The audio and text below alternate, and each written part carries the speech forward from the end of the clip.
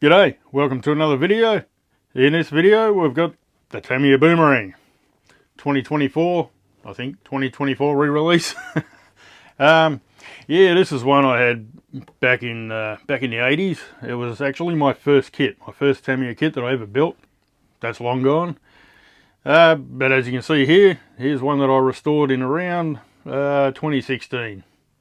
Right there beside the restored Super Sabre as well.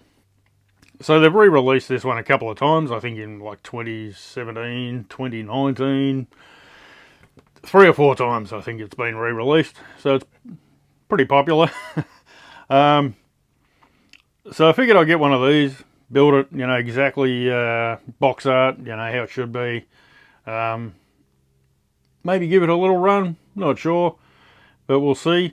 Probably will give it a run. Anyway, with that, I got 2 of them.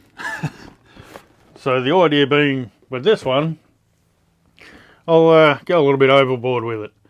You know, probably go brushless. The other one, I'll just leave pretty much standard. Maybe I'll put a sport tune motor in, don't know.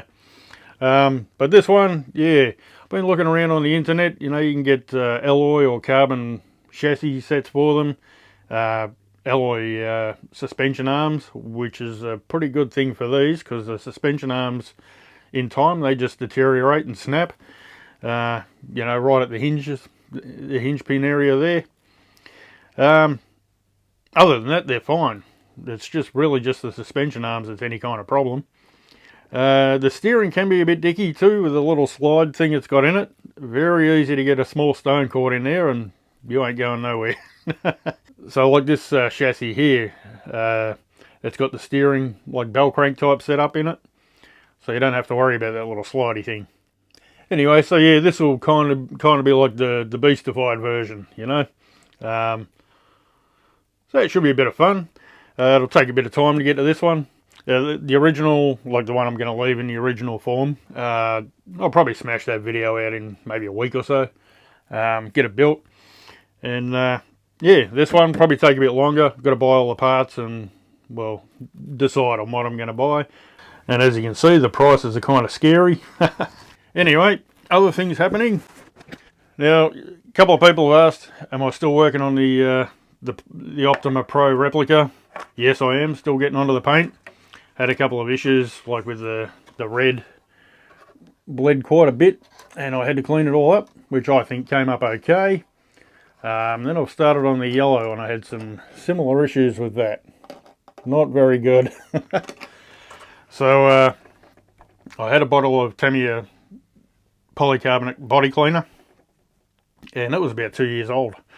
Lasted a long time, but it finally ran out while I was doing this. Anyway, I looked around on a lot of the shops online, and everybody had no stock. Awesome. Anyway, Jason at True Vintage RC put a video up about a week or 2 back. He visited Campbelltown Hobbies in Sydney, I think, New South Wales. Anyway, yeah, so he showed kind of around on the shelves and that, and he actually went for the body carb cleaner and held it up, you know, and, you know, it's good for cleaning up the paint spills and bleeding and all that kind of gear. So yeah, I saw that and I thought, awesome, they've got it in stock. I better get some. So yeah, I went and ordered 2 bottles. And thank you, Campbelltown Hobbies. They sent it out in just a couple of days I got it, which is pretty good. As we all know, postage in Australia usually takes longer than it should anyway, but this time it worked nice. So I got it pretty quick. Now I can get back onto this body and continue. I've just got to do these yellow lines I've got to do, you know, inside. And then I'll go on with the gold and the brown metallic, and then we can finally call it done. But yeah, because I'm doing it all with tape and whatever, you really got to be in the right mood to do it. It gets very painful very quick. Anyway, hopefully it'll turn out okay. So that's that. Another thing I was looking at a while ago, I did some... one second. If you might remember, I cleaned up some shocks, cleaned the gold off them. They're actually Kyosho shocks that I made to try and imitate the shocks on the Turbo Ultima. Now, idea being there, my plans were to make a like a rerelease Ultima, dressed up like a Turbo Ultima. Kind of a what would a rerelease look like if Kyosho did do it. So I've got the shocks that I've had there for quite some time, and the chassis was always an issue because of the bronze chassis on them, like that. You know, they're very hard to find, and I thought, would Kyosho even do that? Looking at the like the Optima Pro re-release with the sort of gunmetal colour, and the Ultima 87 Worlds. If you look at those, where is it? Here we go. So what I did, I ordered the chassis plate and the chassis for the 87 Worlds, thinking that's what they're most likely to do. I would say. I think it'll look like that. I don't think they'll just go right off track and make it a bronze one. So I think it'll be looking like that. So I ordered that one.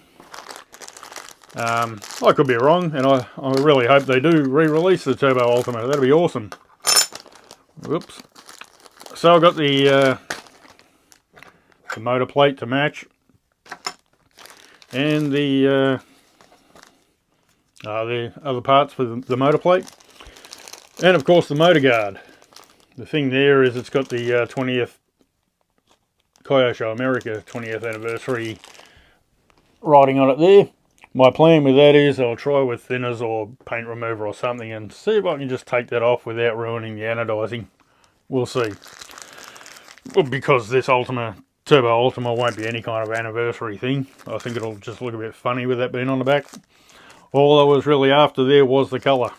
Now, getting back to the Boomerang, I did mention the kind of brittle suspension arms. I had the same issue, of course, they're the same across the family of Hotshot series cars. The Hotshot, I've got an original one up there on the shelf, and just sitting there, it's, you know, deteriorated and started breaking. So it broke a suspension arm on the front, and it also broke a little piece on the back for the rear suspension. You know, 1 month the front's down, next month the back and the front are both down, so it's just laying on its guts. So I thought, time I fixed that. So I bought a new frame, E-parts I think it was, with the little red bits, and I had a spare new suspension arm. As you can see here, I fitted the new suspension arm, looking good, and fixed up the broken E-parts at the back there, and now it's back up on the shelf on display, looking good. So I'm not sure how long that'll last, sitting there again.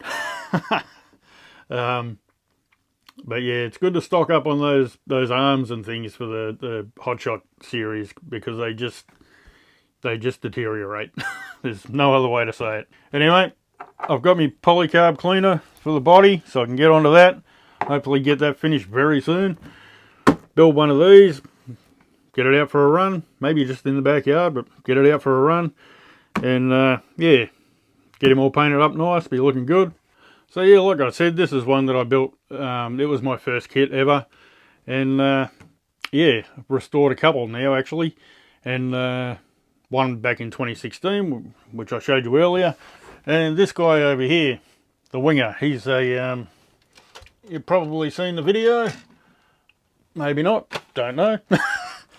That's one I made out of all the old original Boomerang parts, so he's basically an original Boomerang underneath with the Winger body.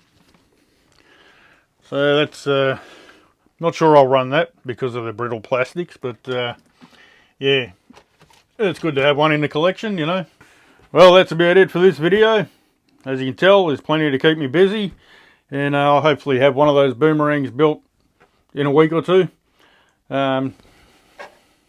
Get onto the Pro body, get that finished, then we can move forward to those Ultima parts, wherever they went, and get maybe a rerelease Turbo Ultima happening. So that should be pretty sick. Alrighty, catch you later.